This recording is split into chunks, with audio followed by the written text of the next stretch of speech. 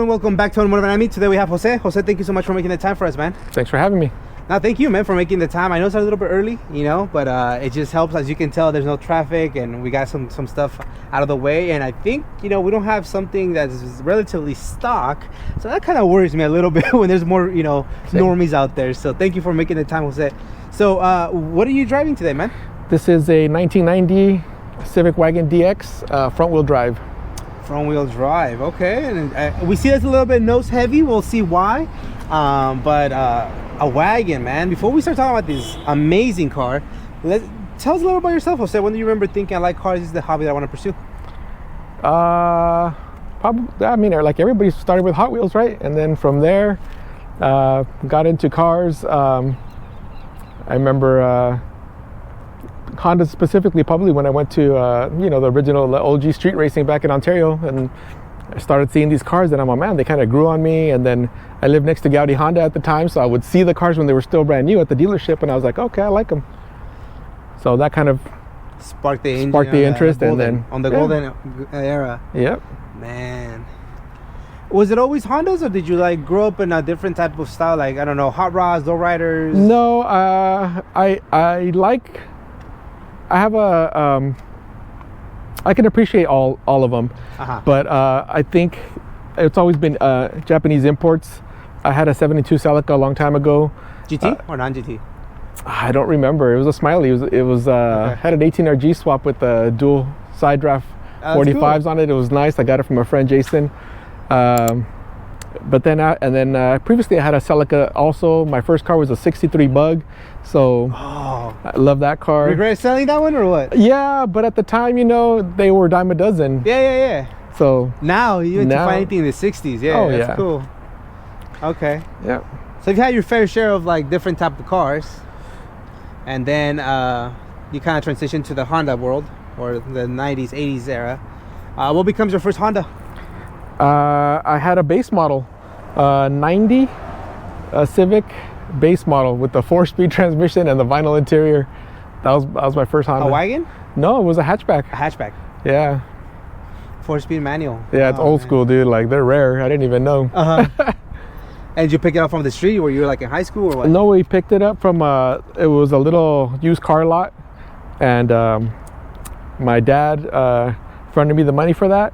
Picked that car up, and little did I realize, I was like, man, this car, I love the car because I love the way it looked, but it was slow. Oh yeah. And so with time, right? Those? It's the TBI, the throttle body injection with the 2 injectors. Oh, okay. Yeah, the old DX setup. So it's the same DX engine, but just the 4-speed transmission, and the interior was super stripped down. Was it? Yeah, it's the only one that has vinyl seats. I never even knew they had vinyl seats. Yeah, they're cool. Yeah, but at the time, I was like, I was happy just to have a Honda, so I rocked that thing, dude. Yeah, and they're super light cars as well, Okay. Did you do anything to that car? Yeah, eventually I ended up putting a 5-speed transmission in it, and then at the time, I used to live a few blocks away from JG Engine Dynamics in Alhambra, and so I used to see what those guys were doing, and I was like, man, I want to do that too, but I didn't have that kind of money. So little by little, I ended up hooking up with PYR Racing over here in Long Beach, and I ended up doing one of his head and cam packages, and that thing would barely stay on, I remember. But I thought I was cool. And then eventually I ended up going with a set of side draft carburetors too, 40 millimeter Mikunis. Oh my goodness. That I picked up from, at the time, AAM in Gardena. And you could just walk in there and you could buy stuff. Isn't that crazy? Yeah, and they had a dyno shop back there and stuff. And so I went with that setup, and wow, what a difference. You tuned it, I'm assuming, as well. Well, not really tuned at the time. I ended up going to, the car ran like crap because the carburetors weren't synchronized, and I didn't know much about it. Yeah. But I ended up going back to JG, and at the time, Dr. Charles was there, and he was tripping out on my setup. And at the time, Steph Papadakis had a single cam with side drafts also, a black SI hatchback, and he was like, oh man, and he was all into it, and he synced them by ear. And I was like, shit, I went to go drive it, and it ran great.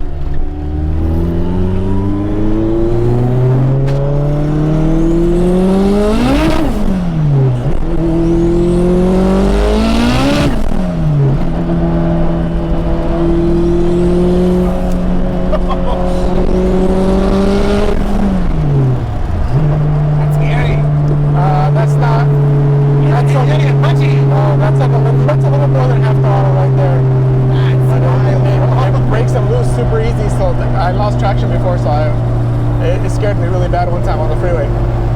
Next one. Yeah. Oh yeah, I can only imagine. Wow.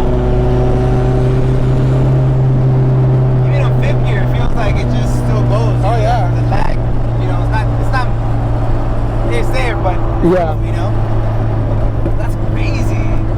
Trust me, dude. You've always been into like these crazy high power type of cars? No, it's been gradual. It didn't start that way. It was all motor before. It was And it wasn't enough for you? it was fun, dude. And honestly, I had more fun with the all motor setup. But the bad thing is that, you know, once you go to the track, you get beat by cars and you're like, wow, that was a super close race. And being that the car's full body, full interior, I didn't want to get rid of that. I wanted to keep it full body, full interior. And so you gotta power, right? That's you gotta add power or take off weight, and I didn't want to take off the weight. Yeah.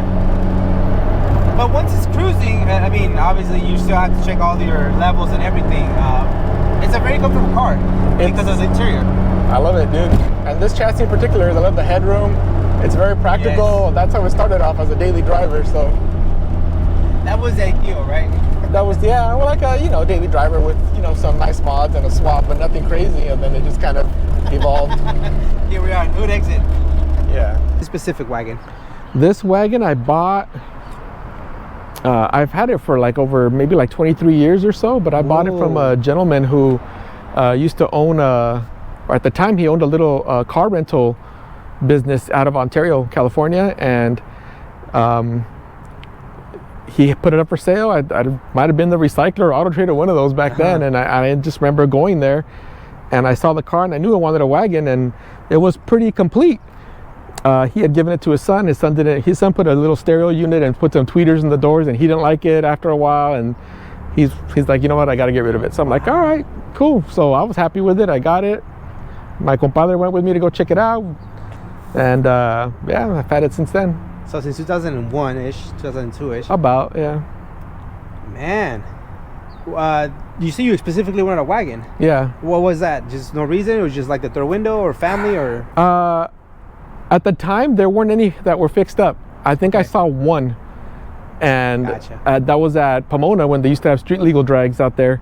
And I saw one. It was really clean. I'm like, oh, this is nice, and it didn't look like anything crazy. Just dumped on some nice like SSR Type X wheels, and I was like, this is nice. That's all it needs. Yeah. Yeah, it looked cool. And then I was like, okay, I really like that. And nobody has one like fixed up, like except for that one guy that I saw. I never saw him, so I go, I want to do this. You know, I think it looks cool and it's practical. You know, I had my family already, so it had space to be able to take them. Well, that was the original intent, anyway. Well, shout out to that guy that inspired you. Yeah. Whoever was the Pomona, races. That's funny. So you pick it up. I mean, it's been so many years, so many facets, so many. I don't even think you even imagined that this was gonna be possible. But now it seems like it's full on race car, man. Street car, bro. Street car. Street car. Yeah. Okay. Yeah. I don't know, man. That hood exit tells me something different. But then you have interior, so yeah, you're right. Yeah, it's full interior. I got the baby seat in there. I mean, trust me, it still has the heater. No AC, but still has the heater. So there you go. So still a car. There you are. It's a street car, man. Well, let's start talking about it. I absolutely love the car. Okay, so let's start with the color of the car. OEM? OEM. Really? Yeah, it has not been changed. Other than the roof, obviously, I painted black because it was starting to oxidize and stuff. But it's the original paint. It's a 90s color, man. I mean, and the paint was still better than some of the 08 Civics that they came out. Yeah. This is crazy though. This is original paint. I thought you had resprayed it, to be honest. No. With you. Oh wow. It's all original. Okay. So it's got its little battle scars here and there, but it's all original. Which we love. We absolutely love that. Yeah, no. Seriously, we absolutely love that. Okay. And so then let's talk about the front end. What have you done to the front end?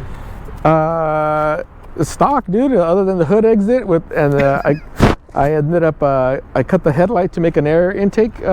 My best attempt at it for the turbo to get some air in there, and it's got a KLM front mount intercooler, dual back door.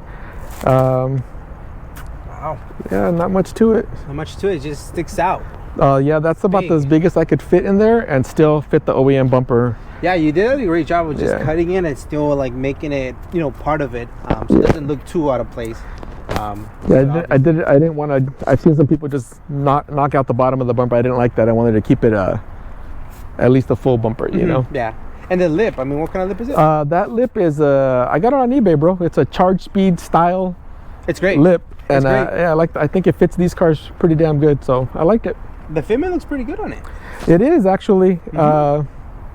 It's got some battle wounds on it too, but you know, it's hanging in there. I got a backup at home, so when How this often one, do you drive this car? I don't drive it daily for sure. I maybe once every 3 or 4 weeks. Sometimes it sits longer than that. Yeah. Yeah. Yeah, it's so aggressive that but it's in great shape for what it is. Thank you. Yeah, man. And I like the little red striping that you put all around. Gives it a nice different. I try to keep it that old school. Try to replicate anyway the old school JDM moldings that were kind of cool back in the day. Oh yeah, they look great. I like it. Thank you. Suspension, what have you done to it? This has function form type 2s with I changed out those springs and I put Ibach ERS spring rates, so they're a little bit stiffer than what function form offers. And what else? It's got suspension techniques, front and rear sway bars. It's got Cusco front and rear strut tower bars. It's got energy suspension master kit all the way around. Skunk 2 Skunk 2 front camber kit, and the rear also, but the rear I'm going to be switching out soon.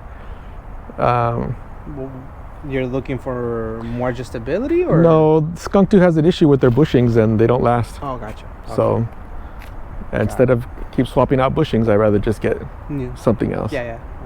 Entire setup.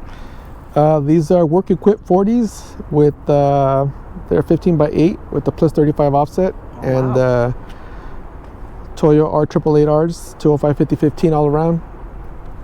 That's pretty aggressive. 15x8 plus 35. Yeah, but I've seen guys get away with more, so I figured I'd try it. No, but I mean, I love the ways. I mean, for a car that's very functional, it sits perfectly. I wouldn't think that they're that wide in those specs. That's great. And then the tire setup, I mean, oof. It just fills into the fender very nicely. They're beefy. Super beefy, yeah. Which you need it for the power, but we'll discuss that. And when you go fast, you kind of have to slow down fast. What kind of brake systems do you have? Believe it or not, it's pretty simple. It's got DA front spindles in the front with, I think they're Porterfield brake pads, and I think they were Brembo rotors. The rear stock drum brakes in the rear, and steel braided brake lines all the way around. Has the 15/16 master cylinder.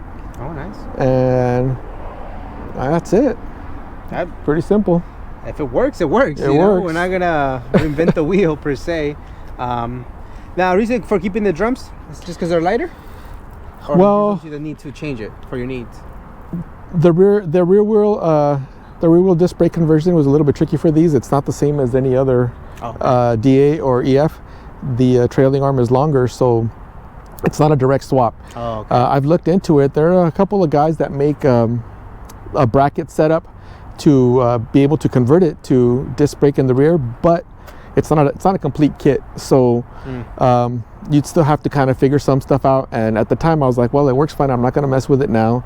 I do have some of the parts to convert it to rear disc brake, but I've never gotten around to put it on. Yeah, I get you. It sounds like quite a bit of work to do, so got it. I mean, it's doable, but it's just building another car right now, so there's that too. Yeah, it's not a priority. And it happens to be a wagon as well. Yes. EF. Yes. You may have a problem, Jose, and we love it. Yeah, it's fine. It's fine. You're like, yeah, I don't see the problem. Gotcha. And then the rear, what have you done to it?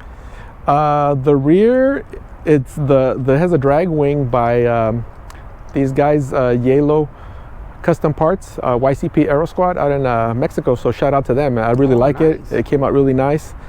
I hit him up on Instagram, and he was willing to do it. He said he had done one other one in Mexico before, and so this was the first one in the States. And then after that, a few other guys have hit me up, and they ended up getting it too. So that's cool. I like it. Yeah. What part of Mexico? I don't remember. He told me, and I don't remember. Cool, it was years ago. Hey, shout out to that guy. Yeah, cool, he does side skirts too. So I hit him up, YCP Aero Squad. So shout out to him.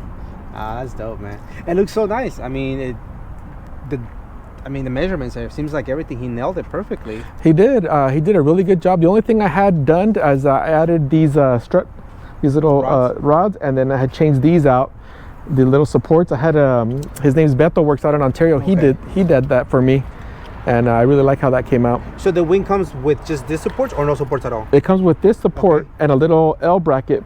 But what ended up happening is once you open and close, this can make contact with here. So I wanted it to be tucked in and not have that issue, because it did have that issue a little bit. Gotcha. And so I was like, okay, well, let's come up with a solution for that. I don't think he expected the car to be that fast, you know. Well, neither did I, bro. So makes two of us. That's funny. That clutch is extremely aggressive. It's a twin disc, man. I had a single disc and it was awesome, but they don't last. And that was where it was NA? No. You had a single when you boosted it? I had it single when I boosted it. It was like a competition clutch stage 4 or 5, whatever. There was a 4-puck, no springs, and it held it for a while. I was like, was it enough? No, you have a heavy foot, that's what it is. No, that's how it is. With slicks, it's a whole different ball game. On the street, that clutch would work perfect, but when that's the next. The clutch is the next thing. Gotcha. That's the next thing. Man. So it's been a trial and error trying to dial everything in. For sure. How's it feeling right now? It still has a few little issues, but hopefully will be resolved in the near future. I mean, it feels good on the street. It feels great. At the track, I had a few little issues that I couldn't figure it out, but I'll be switching engine management in the near future, and hopefully that'll take care of everything. Is what I'm hoping. Yeah. I mean, with these project cars, such high-powered cars, there's always something. But yeah, I mean, aside from that, the car feels like a normal car. There's nothing. I mean, it's loud, but that's about. After a while, that noise gets to you. But yeah, I like the fact that it's still streetable. You know, I can take my kids or whatever, and go take the family, and if we can drive it, take it to go. You know, my daughter wants me to take her to school in it or pick her up from school in it. And I'm like, it'll do that. It'll do it. It could do it. We may stall in front of your classmates a little bit. I'm sure they get a kicker out of it. I mean, it's a unique car, you know. Today's kids, they don't really like these kind of cars. You know, the young kids. Don't lose hope. I know, man. The young kids. It's not really a thing. I'm I like to try to keep my daughters involved in it, and go to the track with me and go to the car meets and stuff. But today's youth, like, they see a fancy Corvette and they're like, oh, that's cool. Yeah. Okay. They think Cybertrucks are cool. I don't know, bro. It's just not. That's not your thing. Not my thing. In the interior of this one, let's see what we got going on, Jose. Your street car, he says. Yeah, full street car. One of my favorite things about the wagons, or EF chassis, but specifically the wagons, is the seats. This cloth, like it's just the style of it. It just, oh man, I love everything about wagons. And I like the fact that you've kept everything inside, despite all those years of just pushing the limits of power. At some point, did you gut it and then you kind of regret to put it back in, or it's always stayed in? I think when it was all motor, I pulled the rear seats out once or twice, like at the racetrack, and that was it. I mean, it didn't really make much of a difference, but just to try it. Gotcha. Okay. But no, it's always kind of been. It's always been there. Yeah. Okay. Man, you take care of it. You take care of your stuff very well. Thank you. Damn, look at this. I know. There's a whole. I'm sure people on the internet are like, bro, there's so many like stuff that you can talk about over there, and I'm here caught up on like the cloth is so perfect. Yeah, I'm weird like that. No, that's cool, man. Manual. I love it. You didn't do anything electric? No.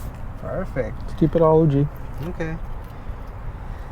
So I'm assuming you've had your fair share of them overheating? So yeah, that just kind of keep it there to make it easier to get to. That really doesn't trigger. It triggers. It's running a separate for the separate relay for the fuel pump, but that acts as the signal for the fuel pump now. Gotcha. Instead of the actual power to the fuel pump. I've had my fair share of those. Oh yeah.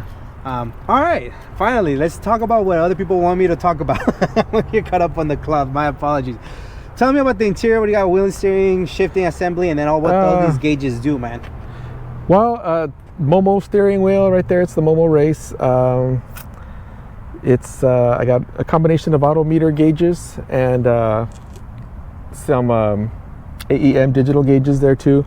I've always liked the multiple gauge setups. I mean, that's kind of like a 90s thing. Yep. And so I really like it, and I just wanted to keep that in here and then kind of incorporate it and keep it period correct. But yeah, so they're all there. All the top ones are all analog and the bottom ones are all digital. Oh. And everything's kind of accounted for, with the exception of EGT. I don't have an EGT gauge yet, but everything else cool. Love the big tech right here on the Yeah, side. 5-inch Monster Tech. That was like a mandatory thing back in the 90s, you know. Yeah, my buddy Mike has on the EG. He took it off, but he had a big, huge one. He's like, dude, that was just, people wanted it. Yeah. You know? Now it seems like you want to hide it. People wanted to show it, like, Yeah. look, I have that. Yeah. Okay. Yeah, everybody's going to the digital dash now, which is great. You know, it makes more sense, and maybe someday I'll go there too. Who knows? But For now? For now I like this. And the thing is, you've kept it very clean. So I know, yes, it's a lot of gauges. You Yeah. know? But it looks clean. It's not like they're all over the Thank place you. and it looks out of place. And you've done a great job of keeping the dashboard and adding those. It's crazy. Very good job. Okay. And then that shifter gives me like drag type of Yeah, it's vibes. an old school Hurst shifter. Well, back in the day, they didn't make a whole lot of things Honda specific. So that shifter it's probably got to be at least 20 years old also. Wow. And so, you know, you kind of use what you could from the domestic market and make it work on your Honda. So that's one of those pieces that I really like, and it feels good, dude, when you're going through the gears with that. I like it, so I kept it. Good. Yeah. We don't want to lose. Like I personally, I do like some of the digital, you know, gauges or just different platforms that are coming out. Yeah. It looks cleaner sometimes, or like, you know, people upgrade their clusters to S2000, so it has that digital. Oh, sensor, right. So there's just different things, but I do appreciate. I am one of those that appreciate the old school type of setups that you have, and yes, it's definitely a lot of gauges, but that's what it was. And Yeah. the fact that it's in 2024, and number one, we're talking about a freaking 90s wagon, right? Two, you have those parts. I think there's people out there who are like, man, don't get rid of those, because if it goes in the wrong hands, they're gonna be, you know, not treated right, and then that's it. That's the end of those gauges, those little parts. And I think we've seen that with even just the cars in general. You know, people just trash them, they didn't appreciate them, and now they're hard to find. Oh, yeah, for sure. Yeah. Wow. Well, all those gauges for a stock motor? That's interesting. No. If you don't mind showing us the power engine. Sure. Oh, Jose takes offense to that. He's like, whoa, no, nothing stock around here. Let me know where you want me to stand. Let's see. Wherever you want. Ooh. Wow. Okay. Damn. You said it's a street car? It is Sure. a Sure, Jose. streetable car. What are we looking at? Oh my gosh. This is an LS Tech combination. It's first gen. It's a B18A short block with the first gen B16A cylinder head. Yeah. The short block was rebuilt by Henry over there at Two Step Motorsports in Southgate. So shout out to him for putting together a solid engine. It's been sleeved by Benson's many years ago, and it has Trom pistons and Manley Turbo Tough rods. The head is a stock port, but it has a SuperTech valve train or SuperTech valve springs and retainers with Ferrea valves, and Skunk 2 Tuner 2 cams.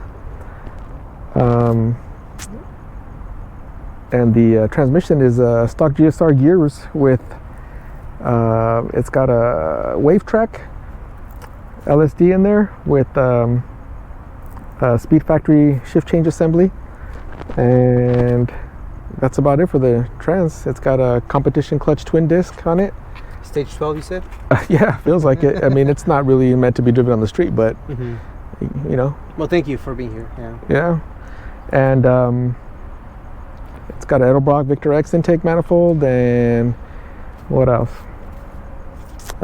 Injector Dynamics 1700cc injectors. Nice. It's got all the fuel lines are XRP PTFE lines with XRP fittings and some Earls fittings also.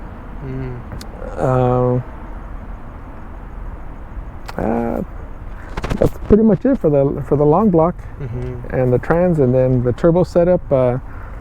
That's a 6262 from Pure Turbos out in Oceanside. So shout out to Charlie over there for helping me out to get that. And then the turbo manifold is It's custom made. It's made here in the U.S. I picked that up from Mike over there at High End, but it's got no name on it. So the guy that was doing them kind of side gig, and so it's been a solid piece. No issues with that. It's got a KLM front mount intercooler. It's got, what else? I can't even think. It's got tile blow off valve, tile wastegate. Charger. So much, man. Yeah, I mean it's a lot. It's got a lot. I can't even think of everything right now. And it's got boost by gear set up too. Okay. With the Honda S300. Nice. And what kind of fuel pump? it's got a Walbro. It's the Hellcat fuel pump, the 585 liter per hour.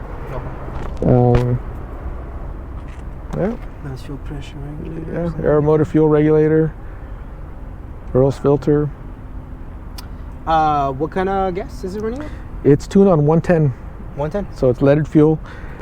It will make more on 85, but No. the car doesn't get the car doesn't get driven often. So No, you'll have a nightmare with it. Yeah. So I'm kind of I've always been a little bit skeptical about going that way, and I'll stick to this. It's worked good, you know. Mm-hmm. Yeah.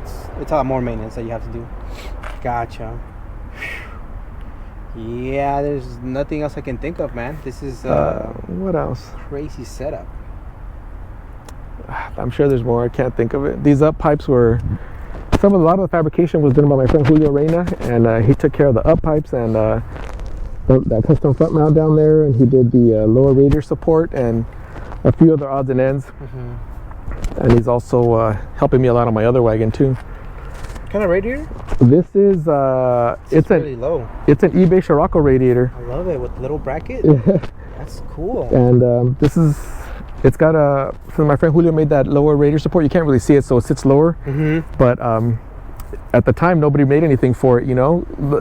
And this setup fit, and it worked, and it's. You guys made it fit. What do you mean it fit? Well, yeah, but you deleted the T bracket, right? the T bracket's deleted, and the lower radiator support has been cut and lowered, and yeah, it's a tight fit, but it fits, and it's probably the best cooling system I've had. I tried 4 different setups, and then always had issues. And this setup seems to work the best. And it's still a full size, so that's pretty crazy. Yeah, you know? full size, and it's a dual pass, and I haven't had any issues with the Spall fan. That's the biggest fan I could put in there. It's a high output fan, required its own separate fuse and relay. Wow. That's what you see over there. Gotcha. Just to be able to handle that amp draw, and it's done its job, so I can't complain. Wow. I guess axles. What kind of These are, I got these through Mike at High End Autosport. These are insane shafts, and they've been upgraded to the 36 millimeter outer stub, so like the RSX type, and they work pretty good, you know.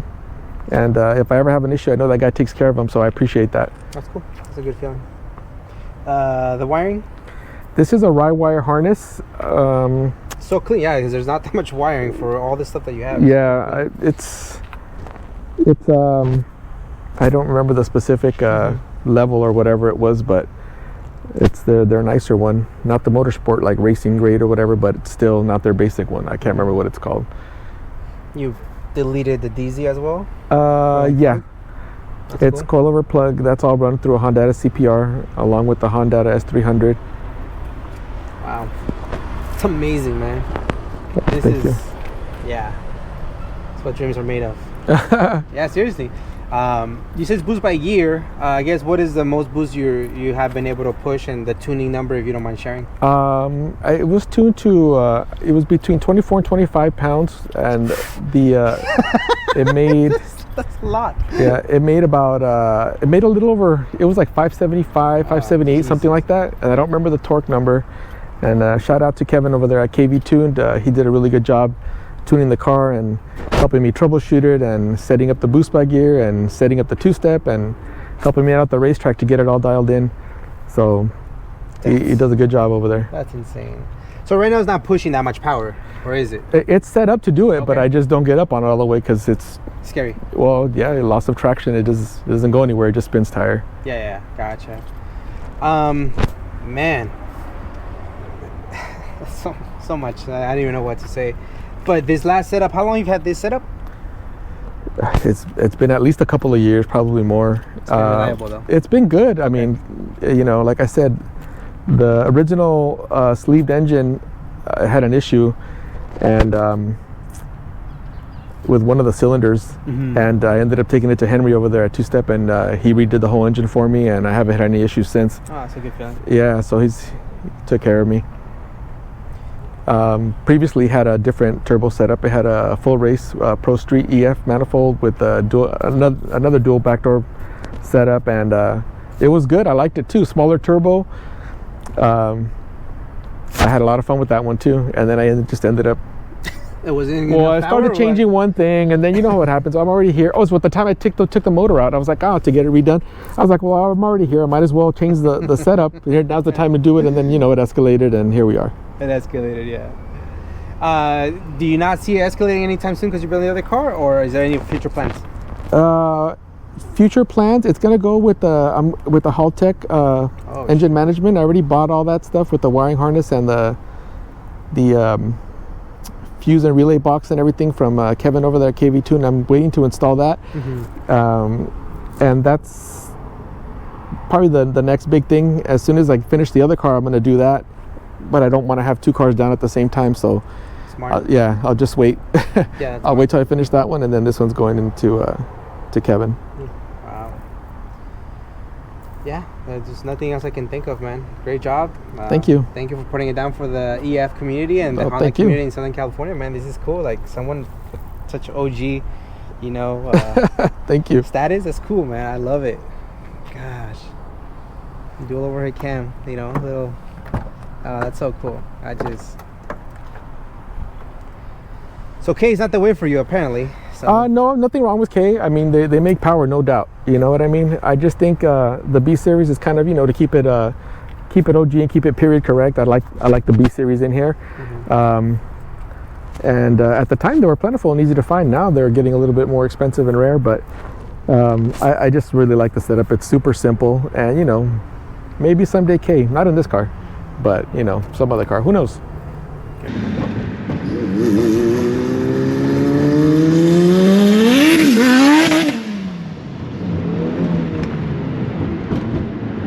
Jesus. Got the baby seat. That's a nice baby seat. Race car baby seat. Yeah. Man. Yeah, because it is still a drivable car, which... Yeah, well, that was my daughter's when she was a baby. And I used it for both my daughters when they were growing up, and I still held on to it. My oldest is 23 now, but I still held on to the baby seat. Hey, as you should, man. Yeah. That's beautiful. That's cool. I love that. Thank you. I'm sure they look at this car, they're like, man, a lot of cool memories, man. Yeah, they trip out on it, all right. I like that you have your fire suppression set up there. Super important for a high modified car like this. I recommend it for everybody, not even highly modified. It's just in general to yeah, have it, right? It's good to have. Right? Yeah, hopefully keep them on the road and let some other